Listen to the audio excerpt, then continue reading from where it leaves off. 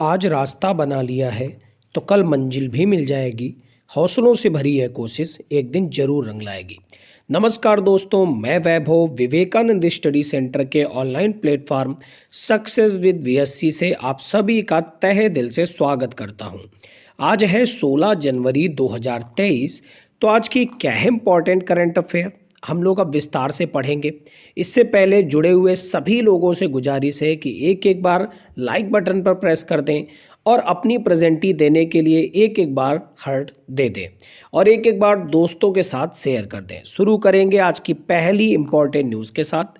पहली न्यूज़ आपकी स्क्रीन पर आ चुकी है। न्यूज़ है तेलंगाना राज्य सरकार से। क्या है न्यूज़, आइए बहुत अच्छे से एक एक पॉइंट को पढ़ते हैं। तेलंगाना सरकार से न्यूज़ है कि शांति कुमारी बनी है तेलंगाना की पहली महिला मुख्य सचिव।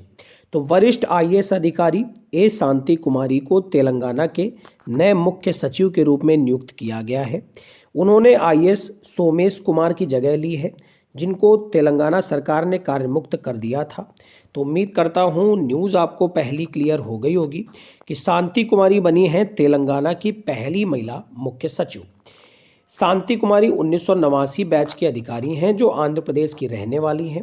उन्होंने 2 साल पहले तक संयुक्त राष्ट्र विकास कार्यक्रम यानी यूएनडीपी में कार्य किया है, याद रखिएगा, यानी यूनाइटेड नेशंस डेवलपमेंट प्रोग्राम में भी 2 साल तक इन्होंने काम किया हुआ है।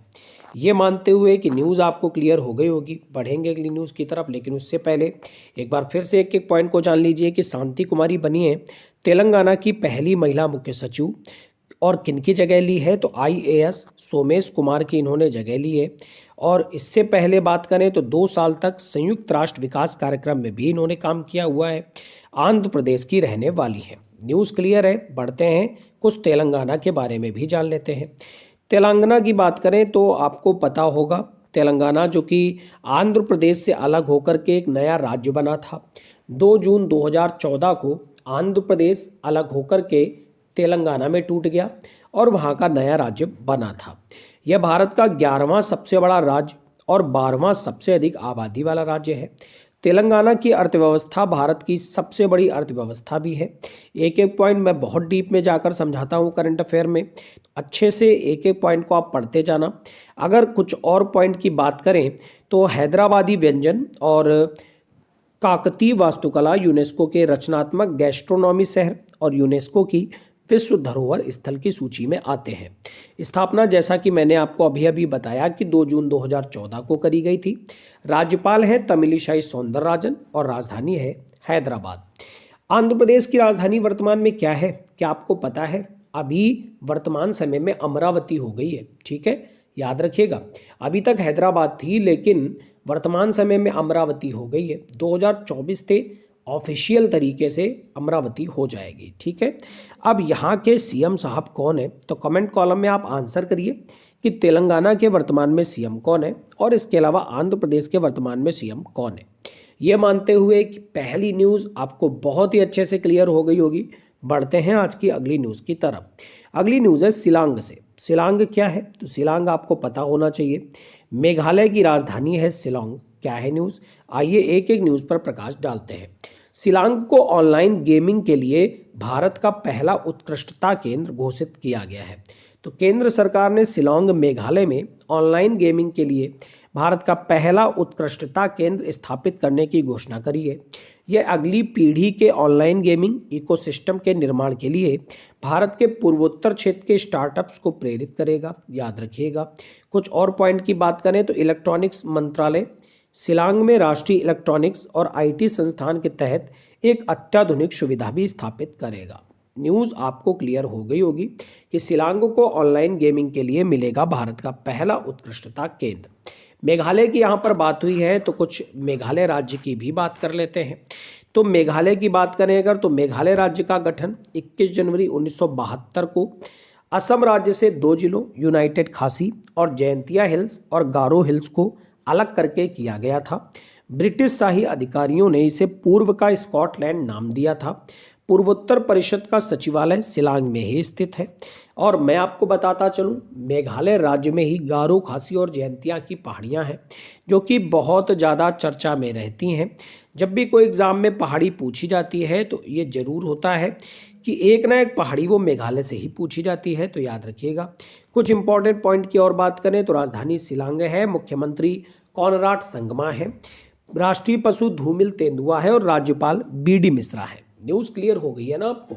और मैं आपको ये भी बता दूं कि मेघालय नॉर्थ ईस्ट में सेवन सिस्टर्स जो हैं उनमें पड़ने वाला एक राज्य है। इसके अलावा सबसे उत्तर की तरफ कौन सा राज्य पड़ता है, कमेंट कॉलम में आप आंसर करिए।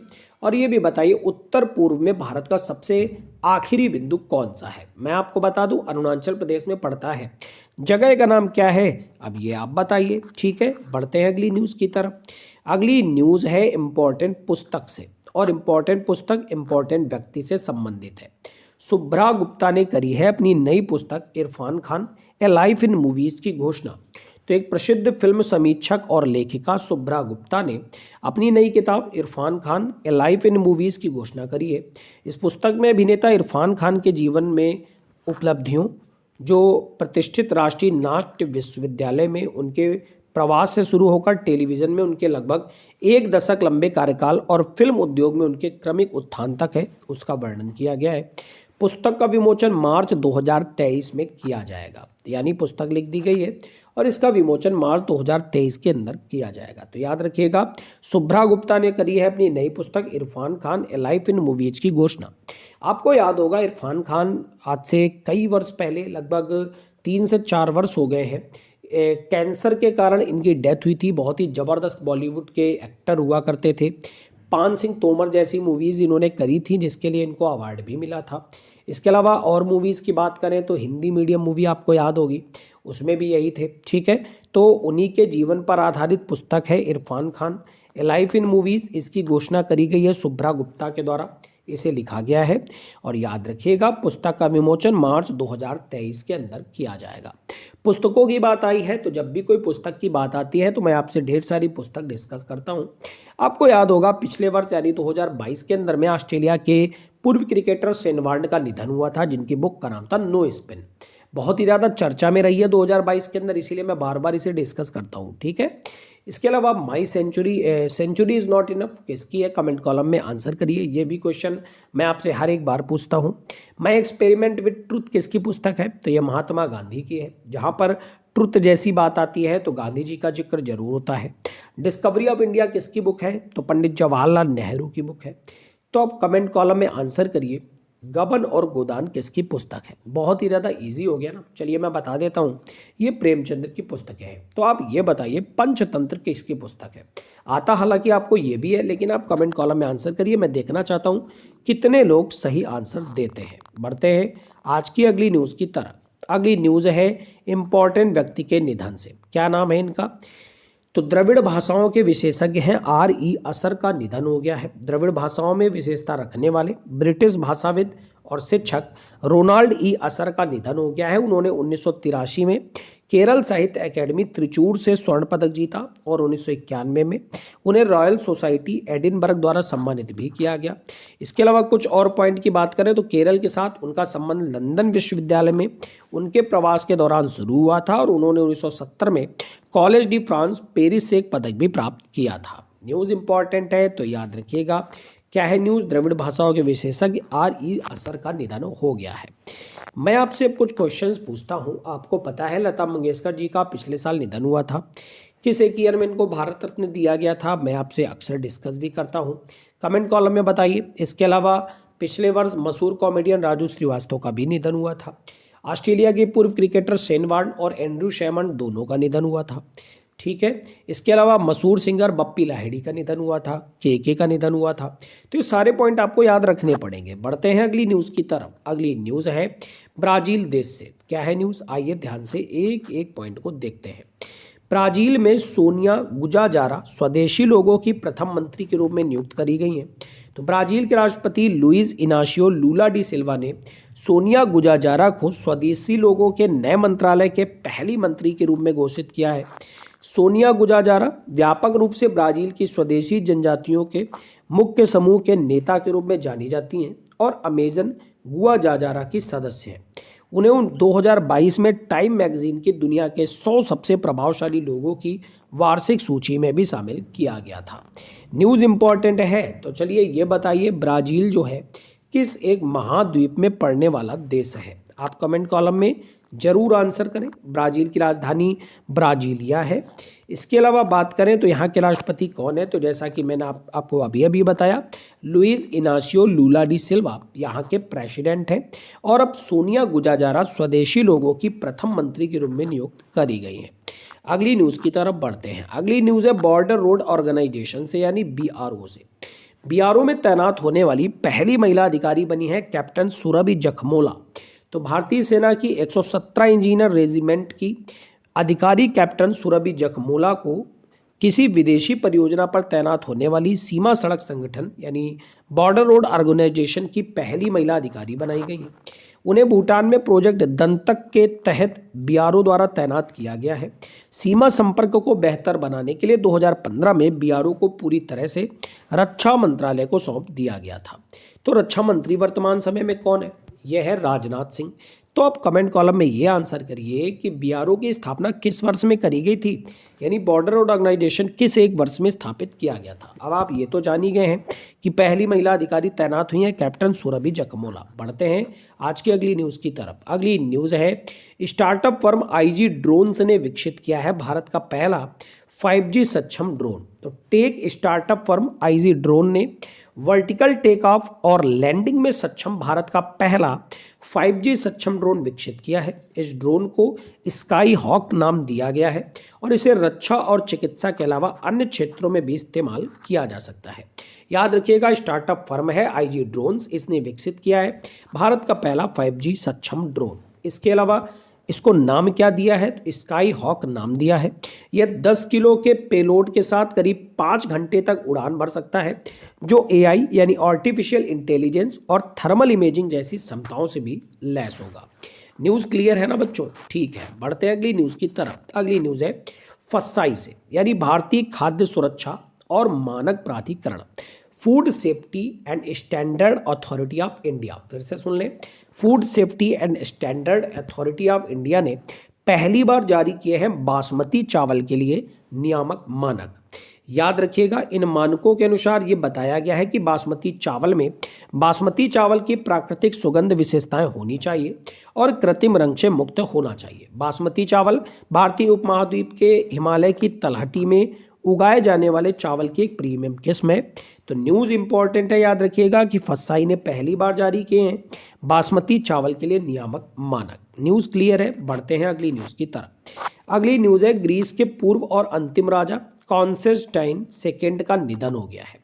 तो एक निधन अभी हम लोगों ने असर साहब का पढ़ा था, अब एक और निधन है कि ग्रीस के पूर्व और अंतिम राजा कॉन्स्टेंटाइन सेकेंड का निधन हो गया है।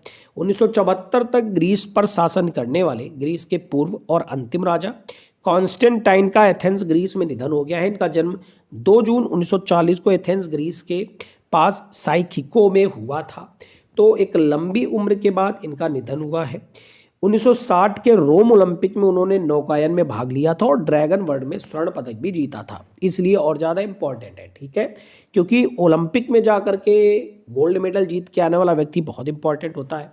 तो याद रखिएगा 1960 का जो रोम ओलंपिक हुआ था उसमें नौकायन में इन्होंने स्वर्ण पदक जीता था। उन्हें अंतर्राष्ट्रीय ओलंपिक समिति, जो अंतर्राष्ट्रीय ओलंपिक समिति है, इसके सदस्य के रूप में भी चुना गया था और 1963 में IOC के सदस्य भी बने थे।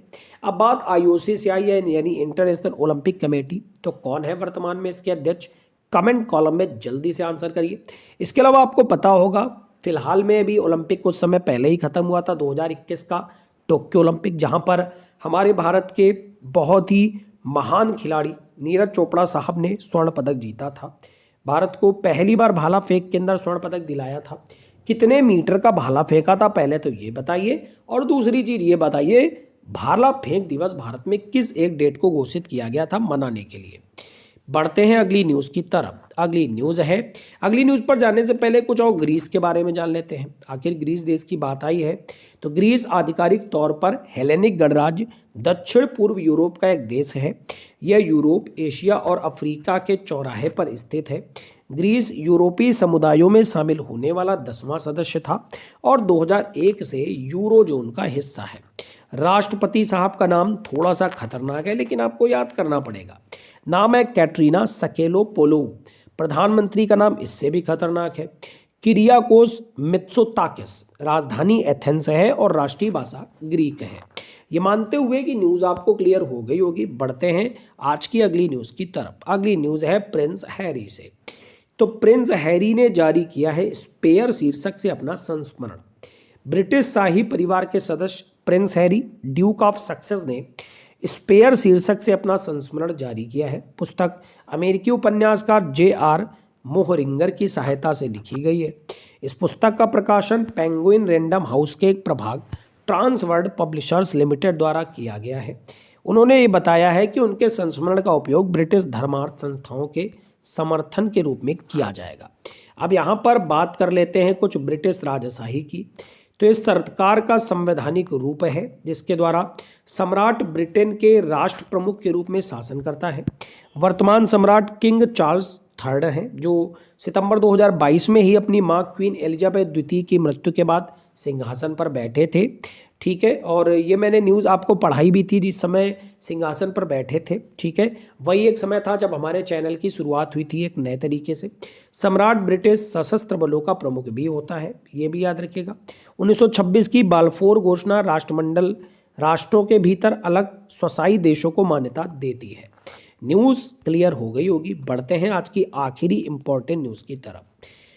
Last but not least, okay guys, आखिरी न्यूज़ है लेकिन ऐसा नहीं है कि इसकी इंपॉर्टेंस कम हो। हर एक न्यूज़ की इंपॉर्टेंस अपने आप में बहुत ही अधिक होती है और मैं इस चैनल के माध्यम से आपको जो भी न्यूज़ कराता हूँ वो बहुत ही ज़्यादा डिटेल में कराता हूँ, क्योंकि आजकल एग्ज़ाम में ना बहुत ज़्यादा डिटेल में जाकर न्यूज़ को पूछते हैं। यानी वन लाइनर फॉर्म में अगर आप न्यूज़ पढ़ के सोचते हैं कि मेरा काम चल जाएगा, ऐसा बिल्कुल नहीं है। वन लाइनर फॉर्म में न्यूज़ पढ़ के अब आपका भला नहीं होने वाला है। इसी वजह से आप मेरे साथ जुड़िए रोज़ सुबह 6 बजे। मैं यहाँ पर डेली करंट अफेयर बहुत ज़्यादा डीप में जा करके एक एक पॉइंट को पढ़ाता हूँ और स्टैटिक जीके भी कवर कराता जाता हूँ। तो ज़्यादा से ज़्यादा इस क्लास को शेयर भी किया करें जिससे ज़्यादा से ज़्यादा लोग इस क्लास में लाइव आ सके। ठीक है, आखिरी न्यूज़ है आज की। ऑस्ट्रेलिया ने अपनी स्कूली छात्रों के लिए शुरू की है पंजाबी भाषा। तो आप जान सकते हैं हमारे देश की भाषाओं का कितना बोलबाला है। ऑस्ट्रेलिया ने अपनी स्कूली छात्रों के लिए शुरू कर दी है पंजाबी भाषा। तो ऑस्ट्रेलिया सरकार ने पंजाबी को अपने स्कूली छात्रों के लिए नवीनतम भाषा के रूप में अपनाने की घोषणा करी है। 2021 की जनगणना के बाद यह घोषणा करी गई है कि यह ऑस्ट्रेलिया में सबसे तेज़ी से बढ़ने वाली भाषा है। जहाँ बात करें अगर 2,39,000 से अधिक लोग इस भाषा का घर पर उपयोग करते हैं। 2016 के मुकाबले 2021 में 80% की बढ़ोतरी भी हुई है। तमिल, हिंदी और कोरियाई भाषाओं को पहले ही 2021 में पाठ्यक्रम में जोड़ दिया गया था और अब पंजाबी को जोड़ा गया है। तो ये थी आज की ओवरऑल न्यूज़। आपको क्लास कैसी लगी आप कमेंट कॉलम में बता सकते हैं, और हाँ, आप ये भी बता सकते हैं कि क्लास में आपको क्या नया समझ में आया। अगर आपको कुछ नया मिलता है ना क्लास में, तो आप एक काम जरूर किया करें, ज़्यादा से ज़्यादा दोस्तों के साथ शेयर जरूर किया करें। और हाँ, जितने भी लोग आप पढ़ रहे हो ना, आप किसी ना किसी टेलीग्राम ग्रुप से तो जुड़े ही होंगे, किसी ना किसी व्हाट्सएप ग्रुप से तो आप जुड़े ही होंगे। तो इस वीडियो को उठा करके इन ग्रुपों में शेयर किया करें, क्योंकि इन ग्रुप में शेयर करने से ये होता है ज़्यादा से ज़्यादा लोग इसको ओपन करेंगे और देखेंगे कि आखिर क्लास में क्या है। और अगर वो 2 से 3 मिनट क्लास को पढ़ लेते हैं तो इस बात की गारंटी है कि वो क्लास में रुक जाएंगे। ठीक है, तो ज़्यादा से ज़्यादा दोस्तों के साथ शेयर करें, because sharing is caring guys. ठीक है, ज़्यादा से ज़्यादा शेयर करें और जितने भी लोग लाइव जुड़े हुए थे एक बार लाइक बटन पर प्रेस कर दें और प्यारे प्यारे हार्ट दे दें अपने। आपका दिन मंगलमय हो। Thank you everyone guys, God bless you all.